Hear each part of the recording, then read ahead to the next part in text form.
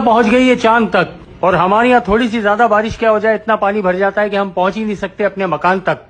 जहाँ होते हैं वहीं बैठे रहते हैं सुबह से शाम तक।